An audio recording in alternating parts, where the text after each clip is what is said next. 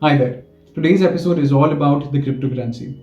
Right off the bat, my assumption is that you've most probably heard about it, maybe you've read something about it, or have already started investing in it. I sincerely believe that we need to talk a lot more about the cryptocurrency that surrounds us and how it shapes our life in the virtual world.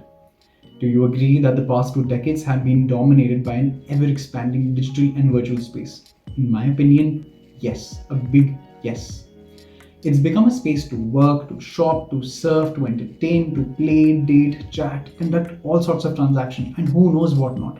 Internet has become the underlying reason for all these possibilities, and there has never been a bigger information diary among all of us. To elaborate more on how the cryptocurrencies are changing the dynamics of the information explosion that we're having and the ever increasing online transactions, we simply need to understand the technology that makes it work. What is so unique about this technology and how does it integrate itself with today's resources and infrastructure? Once you know how it works, you will be able to understand what makes it a viable virtual currency of the future and all the possibilities that it holds. So let's start with it. The blockchain technology. Blockchain technology is the special ingredient which gave birth to cryptocurrency. I will be breaking it down into successive questions and hopefully it will give you a structure to visualize the way it works.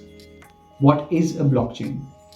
A blockchain is a digital distributed ledger.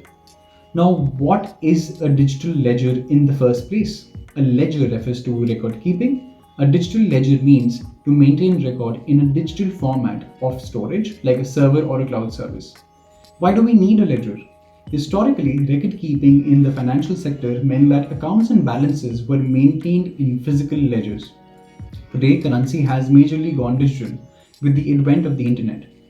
To create a digital cash system, besides a network of accounts and balances, we would need a way to execute and record transactions.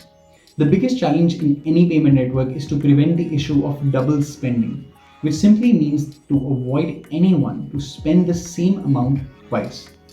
Basically, once a certain amount is spent, the reduced balance should reflect on the account of the user. So, how do we ensure that the accounts reflect the right numbers? Typically, a central entity is created to maintain and track these transactions. This is where a bank will be expected to have its own database of accounts to debit and credit money. Besides the example of a bank to transfer funds, various kinds of centralized data centers are used to authenticate and authorize flow of sensitive data or securities between any two organizations, individuals, or agencies. The validation and execution of any transaction is based on the authenticity of the data, which means how true, accurate, and reliable is the information which is being stored and used. Now we have an understanding of why we need a digital ledger. We can also see that it is essentially used by every organization that needs to maintain a record of some kind to authenticate the users and validate transactions between them. So, what makes a digital distributed ledger any different? A conventional digital ledger is a centralized database like the example of a bank. It also means that the data under consideration is controlled and managed by the very entity. This form of data collection and management is prone to all sorts of malicious activities like hacks, leaks, breach, or attacks, as it is a single point of contact for hackers and viruses, not to mention the misuse of data by the service provider itself. A decentralized digital ledger, also known as a digital distributed ledger, works by creating multiple records of a single transaction across a network. This kind of database is not kept at one place, because of which it cannot be corrupted or tampered at a point in the network. Since the database exists on thousands of computers, it is safer, more transparent, as well as easy to verify by anyone on the network. But won't it mean that everyone on the network will know about all the details of every transaction? How do we ensure privacy? The answer is that no one will know. By using cryptographic code, a public key is generated for every user on the network. This public key is paired to a private key. While anyone can conduct a transaction with that public key, a private key is the only way to unlock the transaction. and prove that you are the owner of the cryptocurrency that you received. This way, we can safeguard our personal details and our location at the time of the transaction. This, of course, isn't an effortless system. Every entity, also called a node, on the network has to maintain the same whole list of transactions made in the past so that there is no double spending in the future. They need to maintain an absolute consensus about every single transaction for the system to be a success. How do they do it? All the nodes use strong cryptography to maintain consensus.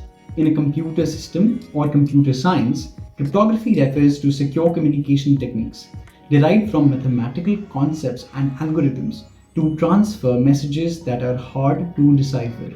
Every node has to spend energy and time to decipher these messages and validate a transaction.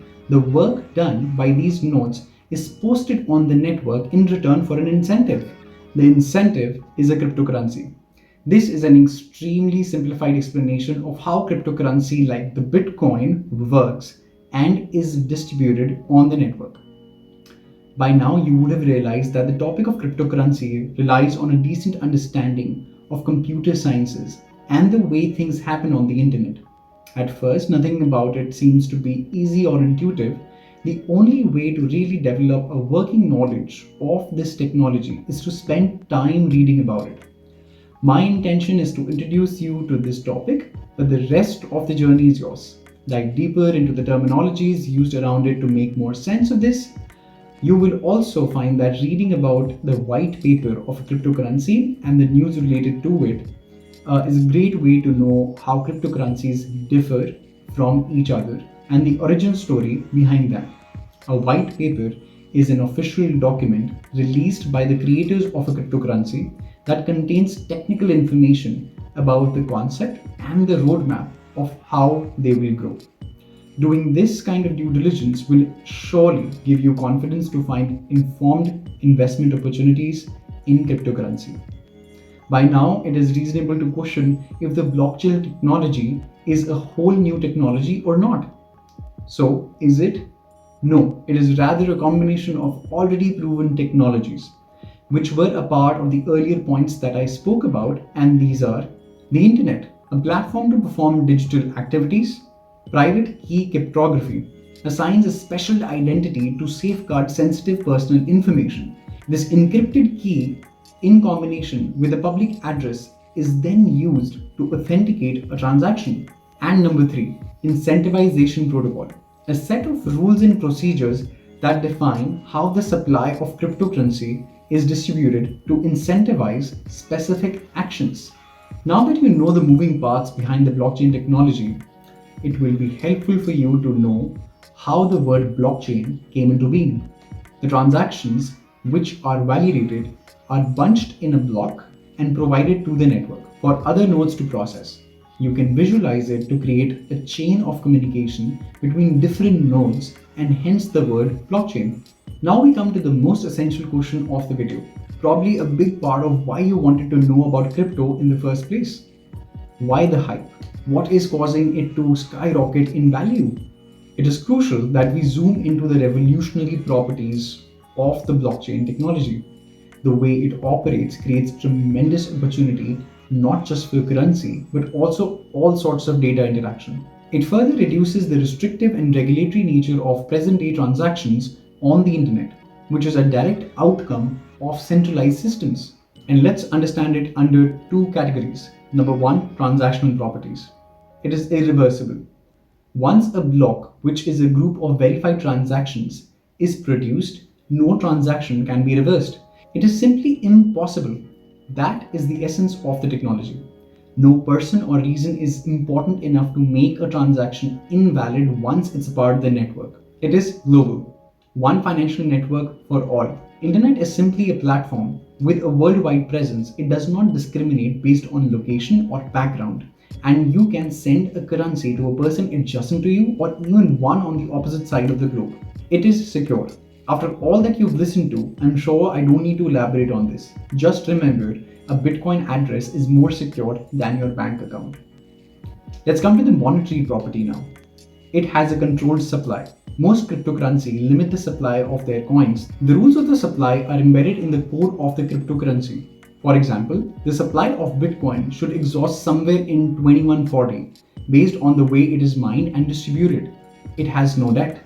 You can compare cryptocurrency to the gold standard era. Today's fiat currency, like USD, is created by debt and backed by confidence. Confidence in the government, their economic policies, and resilience to market crashes and calamities of all sorts. Cryptocurrencies simply represent themselves. The value is created by confidence in the currency itself. So, what do these two properties mean? Until recent times, technology has been primarily understood, applied, manipulated, and monopolized by a handful of companies to promote exchange of goods, information, services, entertainment, and related things on the internet. It is also obvious that we have all embraced the fusion of these services into our lives and contributed to insane levels of profit for these companies. It is this centralized management of all the information we interact with and provide as content consumers that is being challenged by cryptocurrency. Now that we know the fascinating properties of cryptocurrency and the benefits that it offers, can we see it beyond a currency? Yes, it is so much more than just a currency, and that is exactly what is feeding into the crypto frenzy. Let me explain this with a few examples. With those examples, we will come across new terms and I will try to be super concise about what they are. As said, there is a lot to talk about, and shoving everything in this one video will be extremely unfair to highlight the beauty of this technology and the promising future that it holds. Okay, so let's start with it. Number one, Bitcoin. How can I skip this? All that we've talked about is essentially what Bitcoin does. So without going in too much detail, it is a basic payment network that allows for peer-to-peer transactions based on the blockchain technology. It is a financial tool and the one to begin the era of cryptocurrency in 2009. Number two, Ethereum. Launched in 2015, Ethereum enables smart contracts and decentralized applications. A smart contract is a computer program that was created to facilitate, confirm, and enforce the fulfillment of a contract. A smart contract does not need a third party, including lawyers. These transactions are traceable and irreversible. The contract will never lose its authenticity once executed between two parties. Decentralized applications, also called dApps, combine the power of smart contracts and blockchain technology to produce applications with no single entity which can exercise control over it. The importance of dApps could be understood by the problems it resolves. For example, when you use an app like Facebook, you interact with the content that shows up on your feed. You interact with people, comment, share, post, click on the like button, and whatnot. All of this data is sent back to Facebook, who can use this data to direct advertisements and sell the information to a third party. Ethereum is a powerful network and has already seen an incredible boom in its popularity for what it offers to app creators. Number three, Phantom.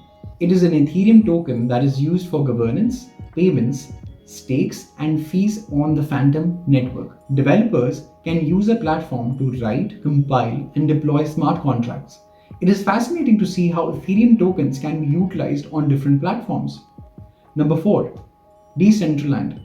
It is a virtual reality platform which is built on Ethereum. It can be used to buy land, another Decentraland token, or to purchase goods and services on Decentraland. Number five, 1inch. It is a decentralized exchange that allows you to swap cryptocurrencies. It literally acts like an exchange to trade stocks. I have randomly picked these cryptocurrencies to simply share the diverse roles that they can perform. The list is endless and a new cryptocurrency gets added to the list almost on a daily basis. The count on coinmarketcap.com is 11,602 as of the time of making this video. So much is already happening. Just remember that cryptocurrencies may have different functions and can operate on different blockchain networks. So, what are the takeaways? 15 to 20 years back, when the era of the internet would have started, the idea of getting connected to digital world would have been so alien and hard to make sense of, right? I imagine that as time would have passed by, though the acceptance of internet would have become wider, things on the internet would have still been slow paced, and online activities would have been restricted to a few things. People would have been hardwired to pay bills in person, for utilities, services, only shopped in stores, and meet friends over a cup of coffee or playing sports instead of TikTok videos. Today, the internet has evolved tremendously and has contributed incredibly to the pace and space of everyone's life. So, knowing what happened to the internet, would it be foolish to say that investing in Amazon, Alibaba, Google, Facebook, and all those giants would have been a great idea around 2 decades back? It would have been a promising one. These handful companies that I've just named have exploded in size and value because they realized the potential of a platform that is the internet. For example, you would have made around 400% return on your investment by investing in Google from 2009 to 2019. Given the numbers of online platform, tech infrastructure, and the number of people who operate and depend on present day technologies, all I have to say is that cryptocurrency has the potential to replicate the advent of the internet. It is, in fact, a revolution in the way we operate. What you see today is the recognition of a winning recipe. Try to understand and invest in the giants of tomorrow. I will be covering a lot more topics on cryptocurrency in the future. I hope you like this introduction to this topic. I have listed the links and books which have helped me tremendously to get a grip on this information relating to cryptocurrency. I will highly encourage you to look through them, and I would love to hear what you have to say. Always remember that your support and participation empowers me to consistently deliver on topics that matter to you and me. If you're happy to see today's episode, let me know about it by hitting that like button, and I'll see you soon on the next episode. Take care.